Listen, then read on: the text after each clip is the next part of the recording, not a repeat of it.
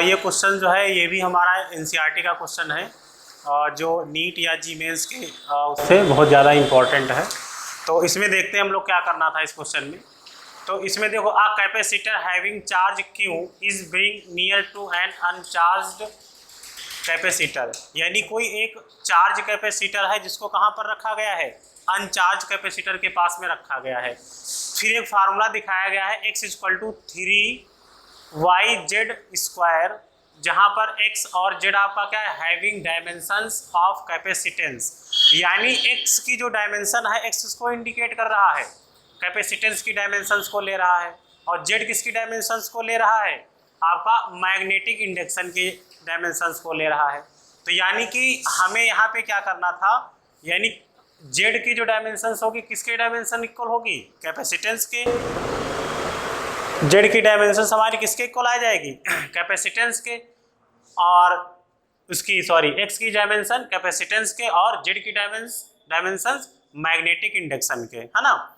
Then the dimensions of y in MKSQ system, यानी फिर हमें y की डायमेंशंस निकालनी किस सिस्टम के अकॉर्डिंग, MKSQ सिस्टम के अकॉर्डिंग, जबकि उसकी डायमेंशन से आपकी नहीं, डायमेंशन आपकी दी गई है y की किस सिस्टम में, MKSQ सिस्टम में क्या दी गई है, m-3 l-2 t की पावर x और q 4। तो हमें यहाँ पे x की वैल्यू क्या करनी है, फाइंड करनी है।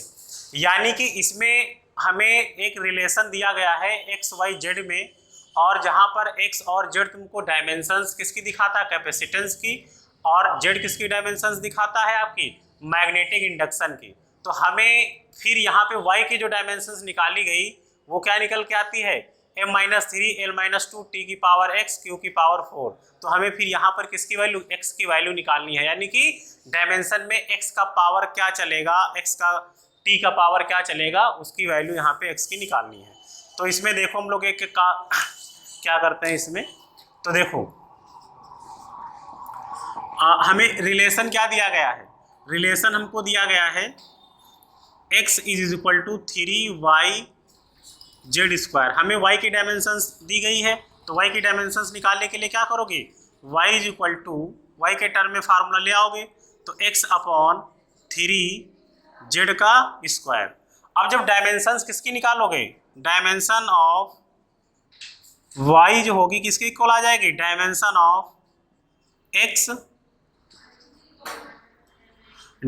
ऑफ x अपॉन, देखो कांस्टेंट का कोई डायमेंशन होता नहीं है, तो हम लोग किसका डायमेंशन रखेंगे, डायमेंशन ऑफ z²। तो अब हम लोग यहाँ पे x किसको इंडिकेट करता है, x तुम्हारा कैपेसिटेंस है, और ये क्या है तुम्हारा z क्या है, z किसको, मैग्नेटिक इंडक्शन को। तो कैपेसिटेंस की डायमेंशंस हम लोग यहाँ पे निकाल लेंगे। देखो कैपेसिटेंस की डायमेंशन निकालने के लिए एक हम लोगों ने फार्मूला सीखा था कैपेसिटेंस के केस में, Q = CV। फार्मूला क्या होता था, Q = CV, जहां पर आपका ये C क्या है, कैपेसिटेंस है। तो यहां से देखो, सिंस वी नो दैट, यानी कि C = हो जाएगा Q/V। V = भी एक और फार्मूला होता था, V का वैल्यू क्या होता था, W/Q। तो यहां से देखो फिर क्या आ जाएगा, W/Q जैसे ही रखोगे तो Q²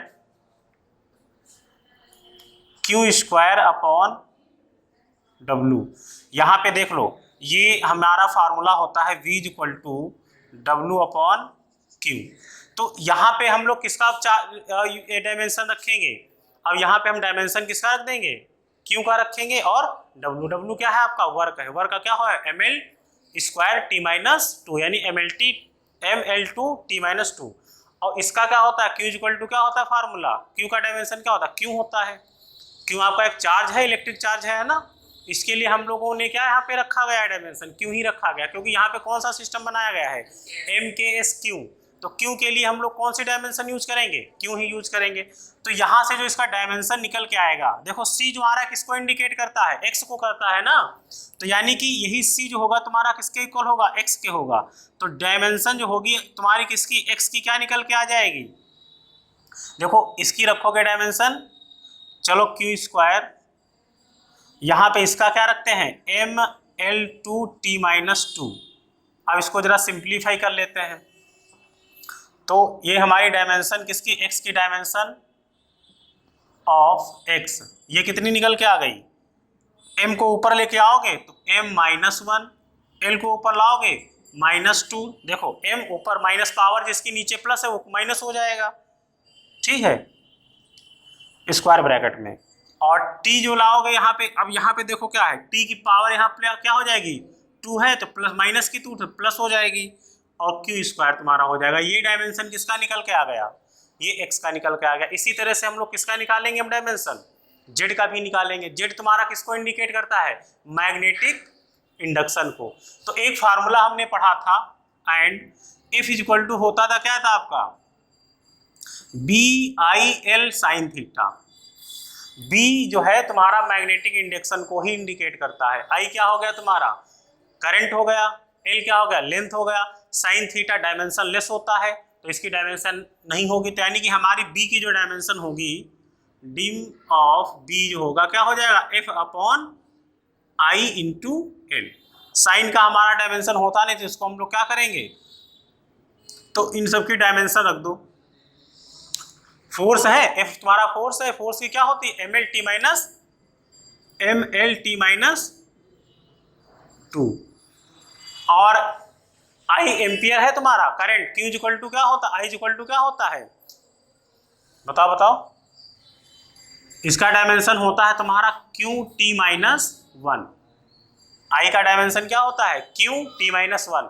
अब इसका कारण क्या है, देखो एक्चुअली में फार्मूला होता है I इक्वल टू Q/T, और जब देखो Q का डायमेंशन Q रखोगे, टाइम का डायमेंशन T रखोगे, ऊपर ले जाओगे तो क्या हो जाएगा, QT-1 हो गया कि नहीं हो गया, है ना। तो यहाँ पे इसकी डायमेंशन हमने पुट कर दी। L की डायमेंशन क्या होगी, लेंथ है तो L हो जाएगा। अब यहाँ से देखो कुछ चीजें सिंप्लीफाई हो जाएंगी, ये तुम्हारा क्या होगा, L से L कैंसिल हो जाएगा, L को L लेकर चले गए, तो हमारा जो डायमेंशन फाइनल रह गया M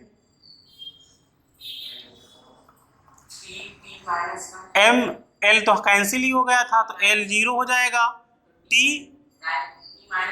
T-1 हो जाएगा, और Q तुम्हारा ऊपर जाएगा तो क्या हो जाएगा, Q-1 हो जाएगा। यानी फाइनली हमारी ये डायमेंशन किसकी निकल के आ गई, डायमेंशन ऑफ B किसको इंडिकेट करेगी, डायमेंशन ऑफ, क्योंकि ये जेड इसी को तो कहते हैं, जेड को क्या बोला गया है, मैग्नेटिक इंडक्शन, तो dimension of dim of Z जो होगी ये निकल के आ गई। अब ये वाली वैल्यूज हम लोग कहाँ पुट कर देंगे, इक्वेशन 1 में पुट कर देंगे तो डायमेंशन ऑफ y निकाल लेंगे, ठीक है। तो देख लो, पुट इन 1, कौन कौन सी वैल्यू, ये x की वैल्यू, कौन कौन सा, x एंड y। अब यहाँ से देखो जैसे हम निकालेंगे तो dim of y is equal to, यहाँ से इसकी डायमेंशन क्या निकाली हमने x की, M-1 L-2 T2 Q2। अब यहाँ पे देखो z का स्क्वायर लगा हुआ है, तो यहाँ पे जो z का डायमेंशन आया है सब पे क्या हो जाएगा, पावर 2 बन जाएगा।